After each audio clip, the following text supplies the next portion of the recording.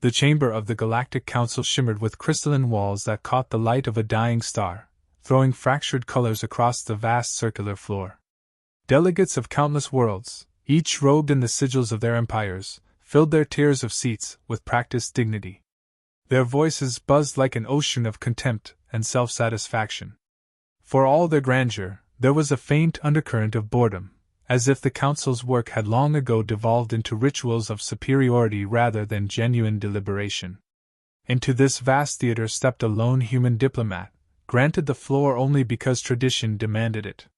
He was small by comparison, with no flowing garb or shimmering headdress, only the dark uniform of Earth's diplomatic corps, simple and unadorned. His presence was tolerated, but his words had not yet been spoken, and already smirks passed between alien faces. When his voice carried through the hall, it was not the soft, pleading tone they expected. He spoke with clarity and urgency, describing an enemy that did not negotiate, did not pause, and did not retreat. He warned of fleets that consumed without pattern, driven by something older than council law, something humanity had glimpsed on the edge of charted space. He cited wreckage collected by Earth's explorers, patterns of destruction too systematic to be random, and losses humanity had endured in silence, covering its wounds while it prepared for worse to come. "They will arrive here," he said plainly. "And when they do, your doctrines will crumble. You think yourselves invincible. You are not. If you ignore this warning, you will watch your fleets dissolve before you understand what has struck you." Laughter rippled through the chamber, soft at first, then swelling into open dismissal. A representative from the long-lived Sereth Clade leaned forward, her silver crest gleaming as she scoffed that humanity was a race still stinking of the mud from which it crawled. Another, from the Hyrcan Dominion, whose people had not known war in a millennium, chuckled that Earth always sought drama, ever eager to imagine monsters lurking in shadows. The dismissals grew bolder with each voice. Humans were too young to understand galactic affairs, too scarred by their own violent past to see the calm truth of the cosmos. The diplomats' evidence was waved aside as manipulation, an attempt to claw at relevance in a council where Earth's seat had always been more charity than necessity. The human did not flinch. He listened as accusations piled on, charges that Earth sought to expand its influence by fabricating danger. A delegate suggested stripping Earth of its fragile voting rights altogether. Another mocked that humanity's tiny fleet could barely guard its own trade lanes, much less confront an enemy that could threaten the council. All the while, the human's gaze swept the chamber, not with desperation but with the grim patience of one who had already foreseen this dismissal. When silence finally returned, he spoke once more. His words were quieter this time, but their weight carried more force than the council's jeers. "Your arrogance blinds you. You think the absence of war is the same as peace. You believe long lifespans grant wisdom. You confuse the comfort of centuries with security. My people do not have that luxury. We do not live 1,000 years. We are fragile, brief, and easily broken. And that has taught us to see danger long before it arrives. You laugh because you cannot imagine an enemy that does not respect your titles, your rituals, your illusions. But it is coming. You will not believe me until you are burning." No one answered. The silence was not of respect but of disdain, the hush of beings unwilling to waste more energy on a voice they had already judged unworthy. The presiding speaker dismissed the matter without vote or record, brushing it aside as an unnecessary alarm from an excitable species. Gavel struck stone, and the chamber erupted again with the safer politics of trade disputes and border claims. The human diplomat turned away, footsteps echoing too loudly in the vastness of the hall. He did not bow, did not offer the parting courtesies expected of supplicants. His face was hard, carved by the knowledge that the council had already sealed its fate. Outside, the corridors of polished crystal rang with the same indifference as within, attendants hurrying past him as if his presence were already forgotten. Yet his thoughts were not of humiliation but of inevitability. For centuries, the council had grown complacent in its stability, surrounded by species that had forgotten struggle. Humanity had never been permitted that forgetfulness. Its history was etched in conflict and resilience, in victories won not by overwhelming power but by ingenuity born of desperation. And though he had failed to sway them, the diplomat knew that truth was already written. The storm was coming, and when it arrived, Earth would not be the one unprepared. Earth's warning had been cast aside, yet the refusal of the Council did not fracture human resolve. On the contrary, the rejection hardened the resolve of governments and citizens alike.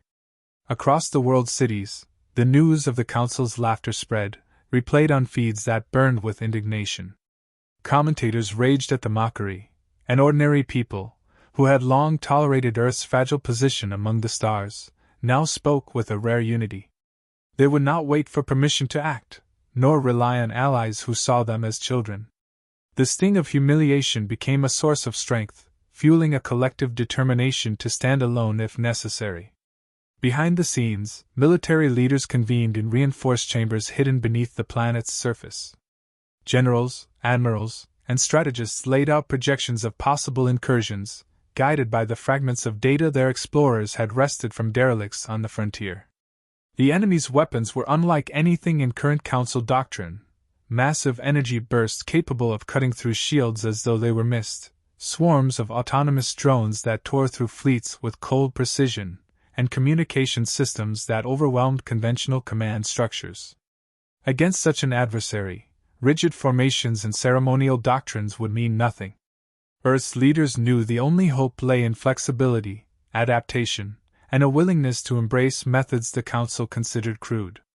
In orbit, shipyards that had once focused on civilian transports shifted overnight to war production. Hulls were stripped of excess plating to make them faster. Weapons were mounted with an eye toward brutal efficiency.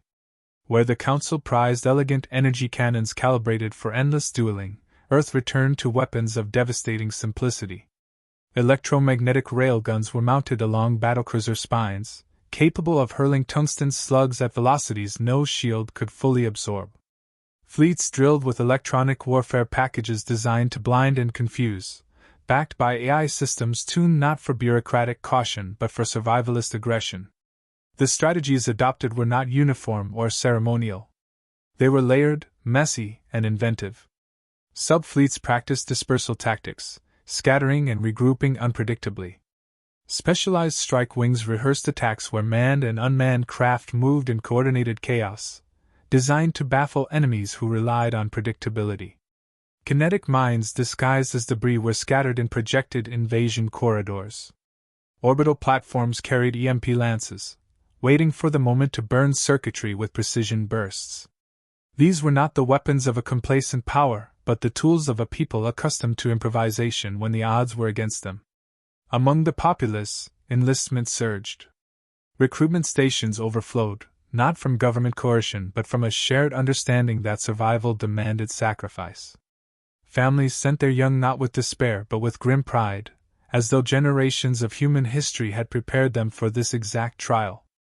The soldiers who stepped into training fields did not expect survival. They expected to buy time, to bleed the enemy until victory became possible.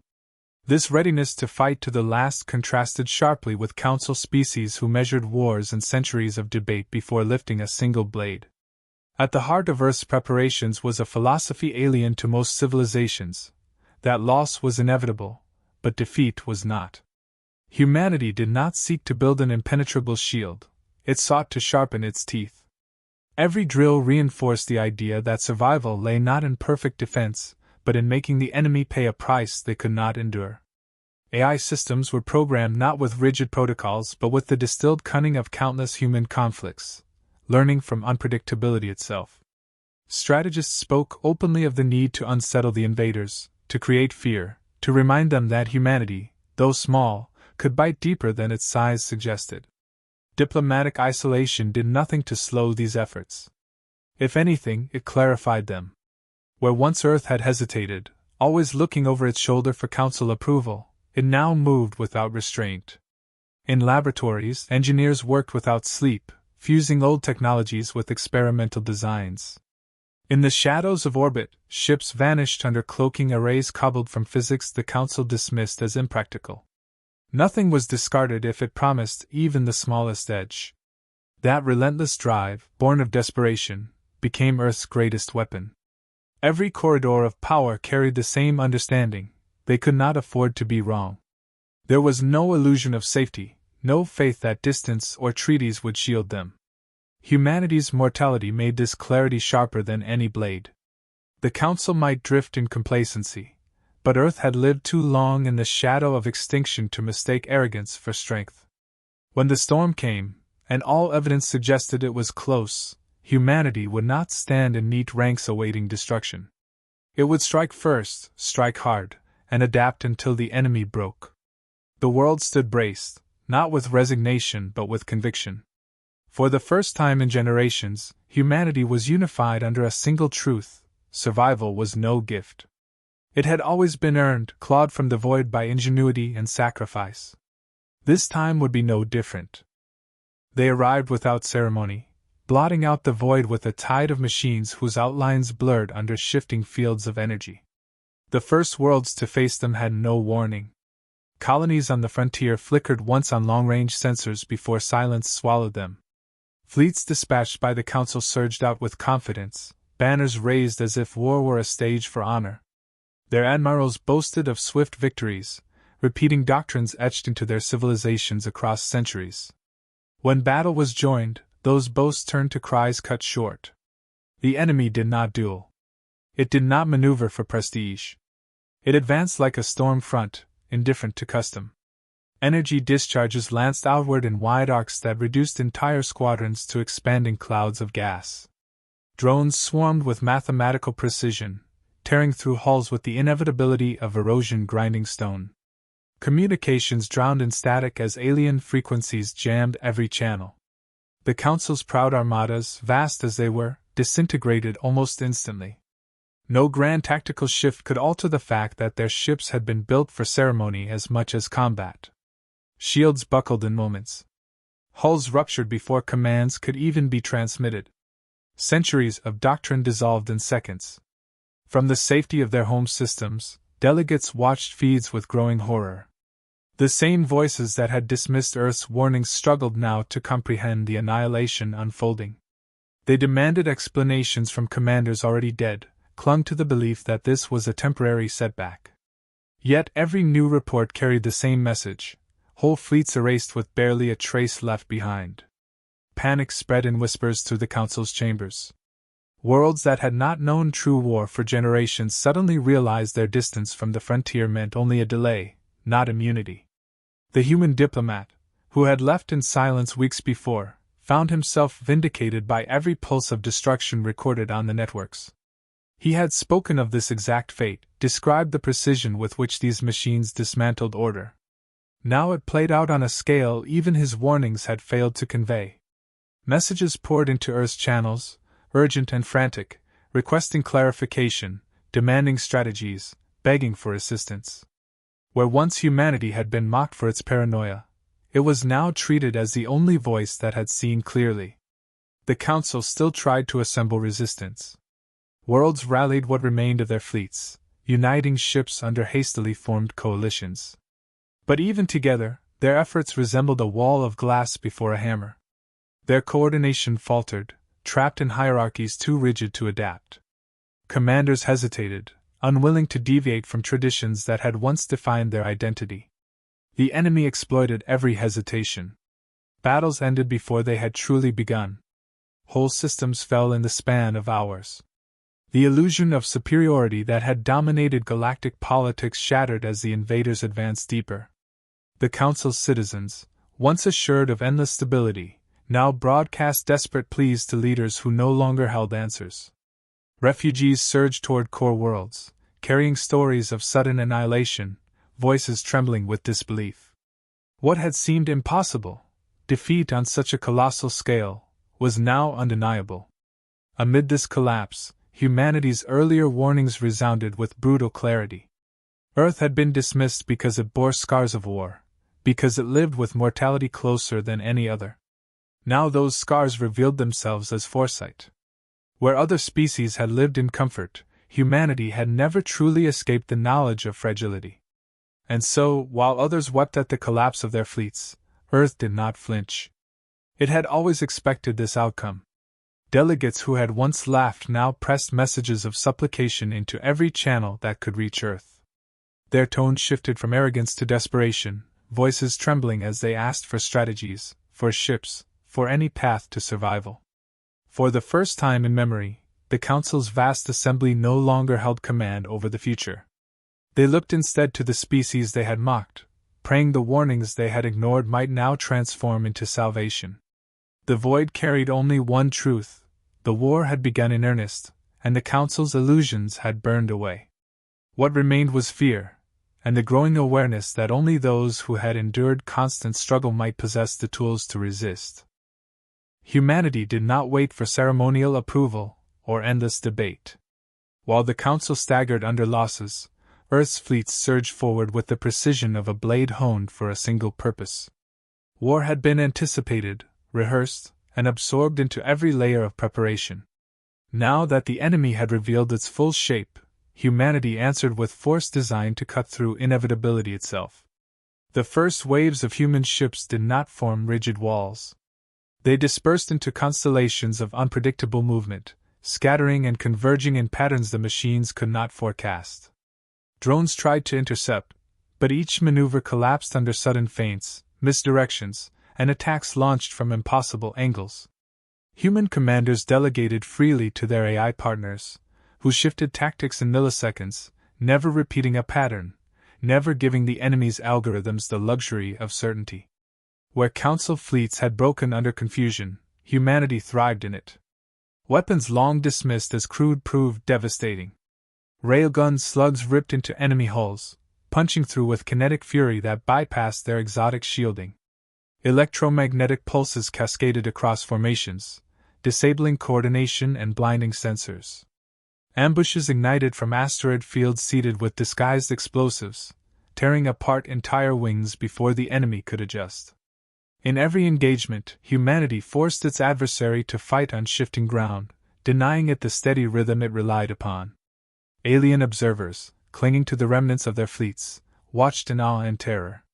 They saw human vessels dive directly into enemy formations, striking at close range with brutal efficiency, then vanish into fields of debris before retaliation could land. They saw soldiers willingly sacrifice their craft to buy seconds for their comrades, their deaths calculated as moves in a greater strategy rather than wasted lives.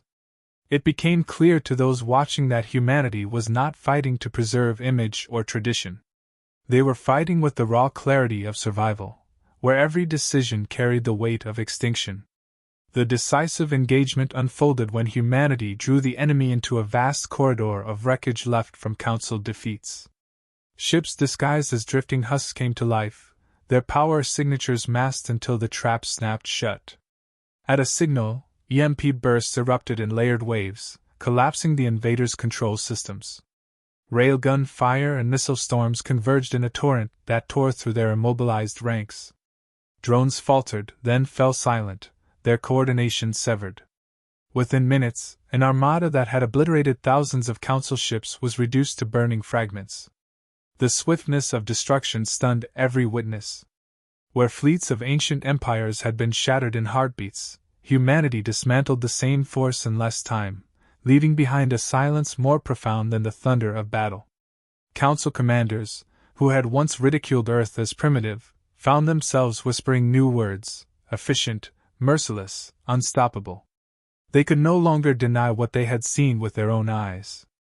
Humanity, so fragile in lifespan and numbers, fought like predators among prey. The enemy, designed for dominance, now recoiled from the unexpected. Its patterns faltered under the weight of strategies it had never encountered. Human unpredictability became its undoing.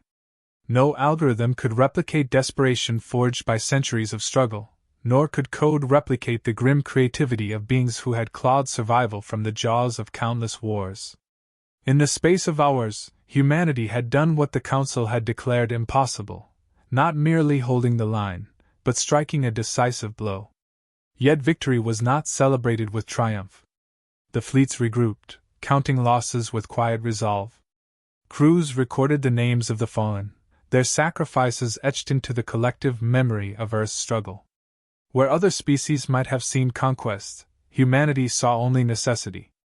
They had not destroyed the enemy for glory but because no other path had ever existed. The war was not over. It had only shifted, and humanity had shown the galaxy what resistance truly looked like. Those who observed from a distance, once contemptuous, now whispered in reverence and unease. For the first time, the Council understood what humanity had carried within its scars all along. Strength born not of comfort, but of a relentless refusal to yield. The wreckage of annihilated fleets drifted in silence, metal husks tumbling through the void as testament to both the enemy's power and humanity's defiance. For those who survived, the scale of what had just unfolded was almost beyond comprehension. Entire armadas of the Council had vanished in seconds, yet where they had failed, humanity had endured and prevailed. Shock rippled through the galaxy as transmissions of the battle spread, each recording forcing species to confront a truth they had long denied: Earth had succeeded where empires older than recorded history had collapsed. In the Council's emergency convocation, fear sat heavy over every delegate. Voices that had once laughed at humanity now shook as they tried to find words. Some argued for immediate alliance, declaring that Earth alone possessed the experience to resist the invaders. Others whispered of danger, questioning whether a species capable of such ruthless efficiency could ever be trusted as an equal. The chamber no longer rang with arrogance but with desperation and unease, every faction struggling to reconcile the humiliation of their failure with the awe of humanity's success. Amid the tumult, messages were carried from Earth. They would provide aid, but never again under the conditions that had bound them before. They would not beg for recognition or wait for approval. Cooperation would be on equal footing, with respect earned through action, not empty words. Humanity had no desire for conquest, but neither would it allow itself to be diminished. Its diplomats spoke with the same clarity as its soldiers had fought, laying down terms that demanded acknowledgement of Earth's sovereignty and strength. For many in the Council, this was as unsettling as the victory itself. To bow to humanity's demands was to admit their own fragility, to concede that centuries of tradition had blinded them to realities of survival. Yet no alternative remained. The enemy still lingered beyond the shattered battlefields, regrouping and adapting. The Council knew that without Earth's leadership, they would fall one by one until nothing remained but ruins. Across alien societies, the image of humanity shifted overnight. No longer dismissed as reckless and primitive, they were now seen as something far more dangerous. Refugees and soldiers alike spoke in hushed tones of the way humans fought, not with the endless patience of long-lived species, but with ferocity sharpened by mortality itself. They had no illusions of invulnerability, and that made them unpredictable, relentless, and terrifying. Fear and respect blended into a single emotion that spread through every world connected to the Council's networks. Humanity itself met the aftermath with solemnity rather than celebration. There was pride, yes, but it was tempered by the weight of loss and the knowledge that this was only the beginning. The enemy had been wounded, not destroyed. The war was far from over. In command centers and shipyards, preparations continued without pause. Names of the fallen were carved into steel walls, reminders that each victory was bought with blood. Unlike the Council, Earth had no illusions that survival could be achieved without sacrifice. Every step forward was earned, and every life given would be remembered. The human diplomat who had once been ridiculed returned to the Council chamber, no longer ignored. He did not gloat, did not savor the vindication. His words were simple. "We warned you not for our gain, but for yours. You would not listen, and you saw the cost. If we are to stand together, let it be with honesty. We are not your wards. We are not your children. We are your equals, and if you wish to endure, you will treat us as such." The chamber fell silent, for there was nothing to contest. The truth was undeniable. In the months that followed, alliances reshaped themselves around Earth. Worlds that had never acknowledged humanity now sought its guidance. Military doctrines were rewritten in the shadow of human strategies. Fleets trained not in ceremonial patterns but in chaos, adapting lessons born of desperation. And yet beneath every new alliance lingered unease. For though humanity had proven itself indispensable, it had also revealed something terrifying, that fragility can be the greatest strength of all. Mortality gave them clarity that immortals lacked, and it allowed them to wield desperation as a weapon sharper than any blade. The galaxy, once certain of its hierarchy, now stood in a new reality. Humanity had risen from the margins, not through wealth or longevity, but through resilience. They had shown that the short-lived could stand against the eternal, that survival belonged not to those who assumed safety, but to those who fought for it every moment of their existence. The Council trembled at this realization, torn between gratitude and fear. And in that trembling, humanity claimed its place, not by request, not by permission, but by undeniable proof written in fire across the stars.